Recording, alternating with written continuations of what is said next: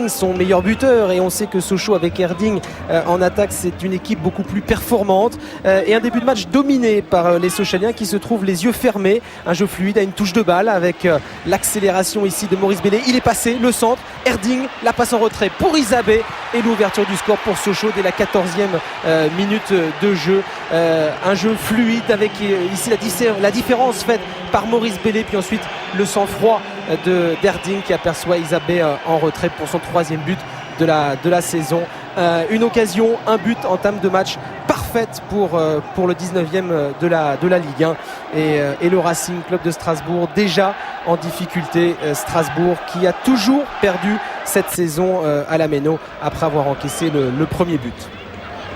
Le premier quart d'heure donc difficile pour le Racing qui veut surtout en cas de succès ce soir laisser la zone rouge à distance respectable. Le Strasbourg qui réagit enfin à la 18e minute avec ici cette longue transversale d'Abdesaki vers Moulungi. Moulungi qui temporise, il lève la tête, il aperçoit Abdesaki, le centre est parfait pour la tête d'Abdesaki, ça passe à côté. Réaction quasi immédiate des Alsaciens, mais des Alsaciens malchanceux qui ne profitent pas ici de cette erreur de marquage.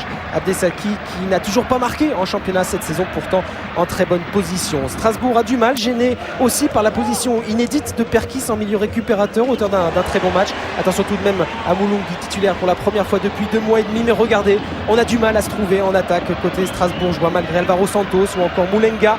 Renteria, le meilleur buteur strasbourgeois, lui est pour le moment sur le banc. Rien ne va donc pour Strasbourg dans cette première période, animée par Sochaux qui remporte tous ses duels, qui accélère le jeu quand il le veut, notamment le long de ce couloir gauche avec la montée de Ndo. Maurice Bellé, très bon, le coup d'œil de Maurice Bellé, le centre parfait pour la tête d'Erding et 2-0 pour Sochaux. Tout était prévu, Erding avait prévenu Maurice Bellé qu'il serait au premier poteau sur ses centres et ça marche au cœur d'une défense, il est vrai, statique. 6e but de la saison pour Erding, buteur et passeur décisif ce soir. On vous l'a dit, Erding en attaque à Sochaux, ça change tout.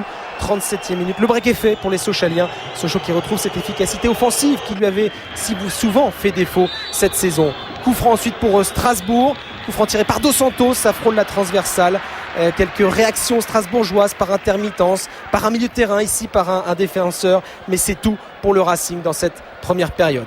2-0 donc pour Sochaux à la pause. Après la mi-temps, Jean-Marc Furlan fait entrer Renteria, puis Gamero, 4 attaquants pour tenter de changer la donne, mais en vain. Corner ici pour Sochaux et but de Renteria contre son camp, mais but logiquement refusé à cause d'un choc violent entre Grax et Cassar. Le coup de coude ici de l'attaquant sochalien sur le gardien strasbourgeois. Stéphane Cassar qui terminera ce match avec un joli œuf de pigeon sur le front, illustration d'un Racing Club de Strasbourg qui a mal au crâne ce soir. Et puis plus rien dans cette seconde période, morne pleine, les supporters l'ont compris, eux qui ont quitté la Méno avant la fin, dépités par ce Racing dans un jour sans, incapable de réagir. Sochaux, facile vainqueur 2-0, toujours aussi à l'aise à l'extérieur, reste donc en vie dans sa quête du maintien avant de recevoir Rennes samedi prochain à Bonal.